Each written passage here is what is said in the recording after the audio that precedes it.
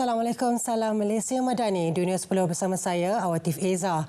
Iran melancarkan ratusan dron dan peluru berpandu ke Israel awal pagi tadi. Serangan ini mungkin mencetuskan pertempuran besar di serantau itu. Pengawal Revolusi Islam Iran IRG menyatakan lebih 100 dron dilancarkan dari Iran. Manakala agensi berita Iran menyatakan tentera negara itu melancarkan peluru berpandu balistik terhadap Israel. Pihak keselamatan Iraq juga mengesahkan melihat peluru berpandu melintasi negara tersebut. Media Israel turut memberitahu beberapa peluru berpandu telah ditembak jatuh di Syria atau Jordan. Iran berikrar membalas dendam terhadap serangan Israel ke atas konsulatnya di Damsyik pada 1 April yang mengorbankan 7 anggota IRG termasuk 2 komander kanan. Iran memberi amaran kepada White House agar jangan campur tangan dan memihak kepada Israel. Sementara itu, Syarikat Keselamatan Maritim Britain menyatakan serangan dron juga dilaporkan dilancarkan terhadap Israel oleh kumpulan Houthi di Yaman. Pertempuran kini mengancam menjadi konflik terbuka antara Iran dan sekutu serantaunya terhadap Israel serta penyokong utama Amerika Syarikat. Mesir terpaksa mengeluarkan gesaan agar semua pihak mengelakkan perang. Jurucakap tentera Israel menyatakan keupayaan pertahanan berada pada tahap kesiapsiagaan tertinggi susulan serangan berskala besar dari Iran ini. Sementara itu, pesawat pejuang Amerika dan Britain terlibat dalam menembak jatuh beberapa dron milik Israel di kawasan sempadan Iraq, Syria.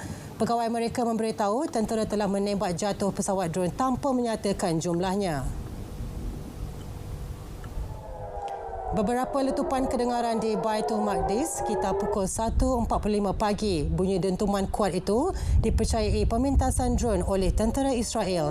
Siren amaran telah dibunyikan di wilayah selatan Negev. Tiada maklumat kemalangan jiwa setakat ini dilaporkan. Di Mesir, sistem pertahanan udara berada dalam keadaan bersiap siaga tahap maksimum. Saluran TV Al-Kahira News melaporkan seorang pegawai kanan keselamatan memaklumkan pihaknya memantau keadaan semasa dengan teliti dengan laporan dikemukakan kepada Presiden Abdel Fattah al-Sisi setiap jam. Presiden Amerika Joe Biden terpaksa memberi amaran kepada Iran supaya tidak menyerang Israel. Presiden Biden memendekkan lawatan ke Delaware untuk bertemu penasihat keselamatan negara di White House. Manakala di Israel pula sejurus sahaja serangan bermula, Perdana Menteri Netanyahu menaiki pesawat untuk ke pejabat tentera di Tel Aviv bagi mengadakan mesyuarat kabinet. Berikutan ketegangan yang semakin memuncak di Asia Barat, Malaysia Airlines MAS akan mengubah laluan penerbangan antara Kuala Lumpur dan London untuk mengelak ruang udara Iran.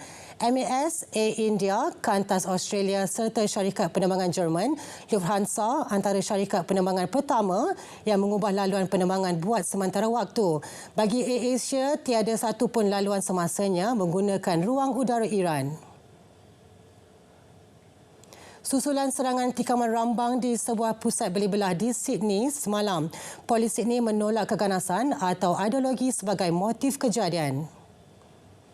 Bercakap dalam sidang media, Asisten Komisioner Anthony Cook berkata setakat ini pihaknya belum menemui apa-apa maklumat atau bukti yang menunjukkan kes didorong mana-mana ideologi atau sebaliknya. Suspek yang dikenal pasti sebagai Joel Cauchi mengalami masalah kesihatan mental dan pihak polis telah bertemu dengan ahli keluarganya selepas kejadian.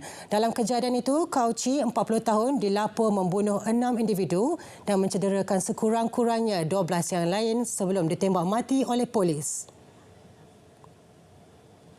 Sekian berita dunia dari Sungai Kesegara, Palestin Pasti Merdeka. Salam Malaysia Madani.